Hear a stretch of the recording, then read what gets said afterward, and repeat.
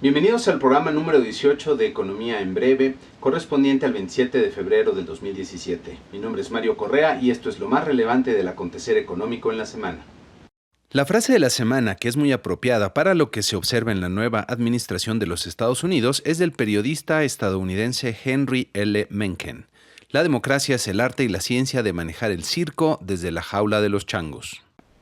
En esta ocasión el tema de la semana son varios anuncios realizados por Banco de México que van desde las minutas de la última edición de política monetaria, la permanencia del Dr. Carstens al frente del Banco de México y el programa de coberturas cambiarias que dieron a conocer. Respecto a las minutas, en las mismas puede observarse un alto grado de consenso al interior de la Junta de Gobierno, comenzando porque la decisión de incrementar la tasa de referencia en 50 puntos base fue unánime, como también lo es el llamado a fortalecer los fundamentos macroeconómicos. Se percibe un tono de halcón en las minutas, como se dice en el lenguaje de los mercados, que quiere decir que Banco de México parece más inclinado a seguir subiendo la tasa de interés.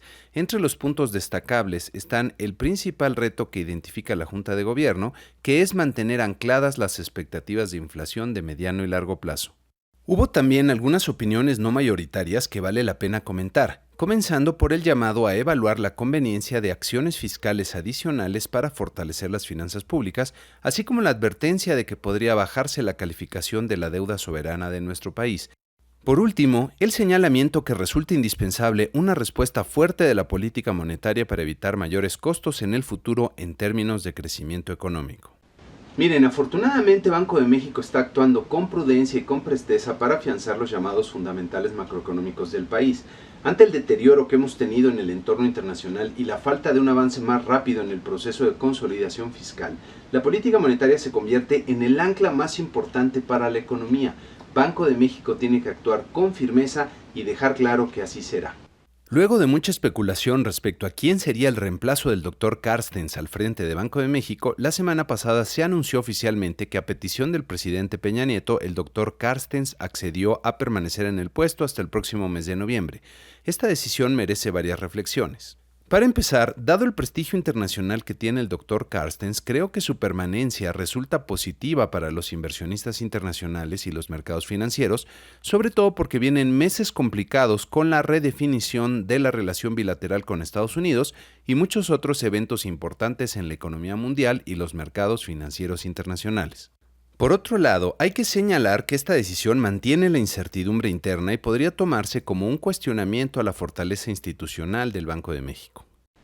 Miren, sin lugar a dudas, Banco de México es una de las instituciones más sólidas con las que contamos en el país y ha sido una pieza fundamental para la construcción de la estabilidad macroeconómica que hoy disfrutamos y que es probablemente el activo más importante de la economía mexicana. También hay que notar que en nuestro país hay muchos economistas de reconocido prestigio que podrían ser nombrados en tan relevante puesto, comenzando por varios de los integrantes de la actual Junta de Gobierno, pero habrá que reflexionar si aún nuestro Banco Central es una institución tan sólida como para cumplir cabalmente sus funciones independientemente de la persona que la dirija. En los hechos parece ser que la persona al frente de la institución sigue siendo más relevante que la institución por sí misma. Esto quiere decir que tenemos que seguir trabajando en fortalecer nuestras instituciones. También habría que cuestionarse si no se contaminaría políticamente el nombramiento del nuevo gobernador, ya que en el último trimestre del año seguramente estaremos en plena carrera electoral y con los candidatos presidenciales ya definidos. Pasando al siguiente tema, la Comisión de Cambios anunció que Banco de México instrumentará un programa de coberturas cambiarias hasta por $20,000 millones, pero liquidable en moneda nacional. Aún faltan por conocerse los detalles de cómo se realizarán estas operaciones, pero pueden comentarse varias cosas. Una cobertura cambiaria es un instrumento para eliminar o reducir el riesgo cambiario de una operación. Si una empresa que obtiene sus ingresos en pesos tiene que hacer un pago en dólares en el futuro, corre el riesgo de perder o ganar dinero dependiendo de la evolución que muestre el tipo de cambio y de la posición cambiaria que tome.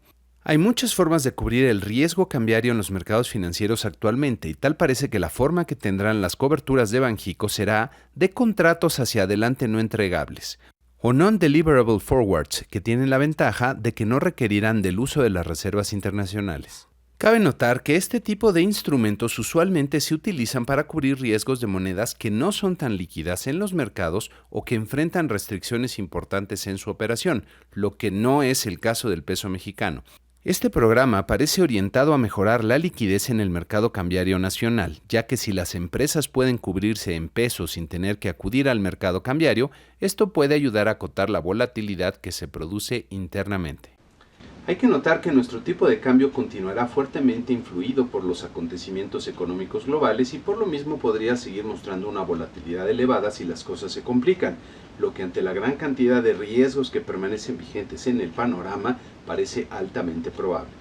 Pasando a los mercados financieros, nuestro tipo de cambio se fortaleció significativamente durante la semana, bajando 2.8% para terminar en 19.89 pesos por dólar en el mercado interbancario.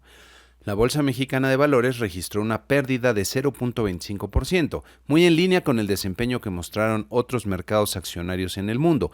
El promedio de los mercados que seguimos perdió 0.26% en la semana.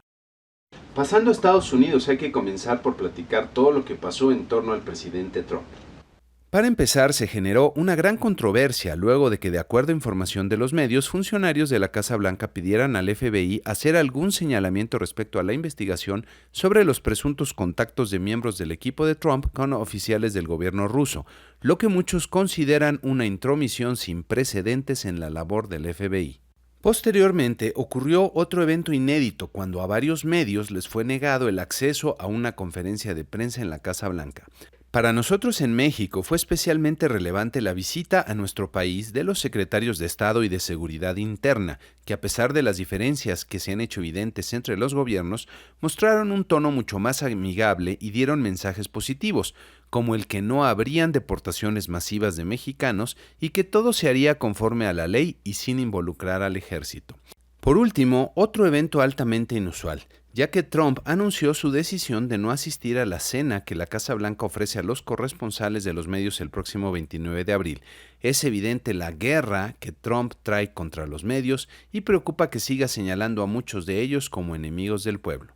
En cuanto a indicadores de Estados Unidos, la venta de casas nuevas y usadas repuntó durante el mes de enero. La de casas usadas sumó 5.69 millones de unidades anuales, por arriba de lo que se esperaba, mientras que la venta de casas nuevas sumó 555,000 unidades anuales, un poco por debajo de lo previsto, pero repuntando respecto al mes previo. En México tuvimos muchos indicadores relevantes que resultaron en lo general positivos, salvo en el caso de la inflación, que está aumentando a un ritmo más rápido al que es deseable y representa un riesgo para el panorama. En la primera quincena de febrero, la inflación general fue de 0.33%, lo que resultó superior a lo esperado por el promedio del mercado y fue el incremento más fuerte para una primera quincena de febrero desde el año 2000.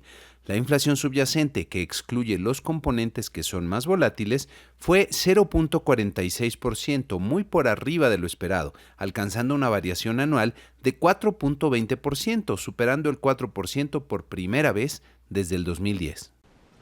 Miren, podría pensarse que la inflación está aumentando como consecuencia principalmente de los incrementos que vimos en los precios de los combustibles y de la depreciación del tipo de cambio que afecta a los precios de los bienes comerciables como las mercancías. Si lo único que estamos viendo es un cambio en precios relativos, el incremento en la inflación será temporal y en poco más de un año estará regresando a niveles más bajos. Sin embargo, si la dinámica de precios está cobrando vida propia, la inflación podría salirse del rango deseable por varios años. En el siguiente cuadro les presento aquellos renglones del INPC cuya variación acumulada en las primeras 3 quincenas del año fue la mayor desde el 2010, poniendo como referencia la variación promedio que han mostrado también desde el 2010 a la fecha, y como pueden ver de entrada, son muchos. Como era de esperarse, los precios de los combustibles y de aquellos servicios directamente relacionados con los combustibles están en el cuadro resaltados en azul claro. Un segundo grupo son aquellos renglones que corresponden a mercancías y que comienzan a verse afectados por la depreciación que ha tenido el tipo de cambio en los últimos años.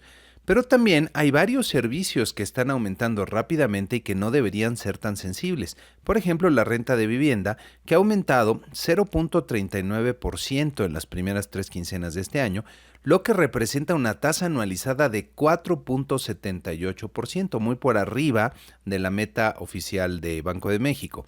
Aquí en este cuadro pueden verse los diferentes grupos de precios que están aumentando rápidamente. ¿Qué nos dice el comportamiento de los precios? En mi opinión, estamos viendo un brote inflacionario con algunas señales incipientes de los llamados efectos de segundo orden que implican el riesgo de comenzar a generar una inercia en la inflación que podría resultar muy difícil de romper.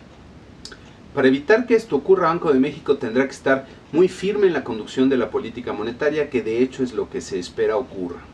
También en la semana conocimos los resultados del PIB del cuarto trimestre, que mostró un crecimiento de 2.4% real anual, mayor al que se esperaba originalmente, observándose marcados contrastes entre los sectores. En fondo verde pueden verse aquellos con crecimientos fuertes como el sector agropecuario o los servicios de información en medios masivos y los servicios financieros y seguros. Con fondo rojo puede verse que la notable caída en minería explica la falta de crecimiento en el total de la industria. Considerando el total del año, se observa esta dicotomía entre la debilidad en el sector industrial y la fortaleza en el sector servicios. Buena parte de la desaceleración que observó la economía el año pasado se debe al efecto de algunos renglones concretos, como minería y construcción, pero muchos sectores tuvieron un muy buen desempeño. También se dieron a conocer los resultados de la balanza de pagos del cuarto trimestre, que fueron notablemente mejores al observado en el tercer trimestre, como puede verse en este cuadro. La cuenta corriente presentó un déficit sustancialmente menor a lo que se observó en trimestres anteriores, debido principalmente a que el déficit de la balanza de bienes y servicios se contrajo notablemente. La cuenta financiera presentó un superávit muy considerable que compensó en varias veces el déficit de la cuenta corriente. Entre los resultados más destacables puede verse un flujo importante de inversión extranjera directa, a pesar de la inquietud que generaba el cambio de administración en Estados Unidos. La inversión en cartera sumó entradas por $16.259 millones, que en buena parte estuvo explicada por la mayor colocación de valores del sector público. Por último, en cuanto a indicadores, las ventas minoristas crecieron 9.0% real anual en el mes de diciembre, terminando un año con un desempeño excepcional y reflejando un mercado interno fuerte y en buena forma. En los próximos días tendremos muchos indicadores económicos y eventos relevantes para la economía y los mercados.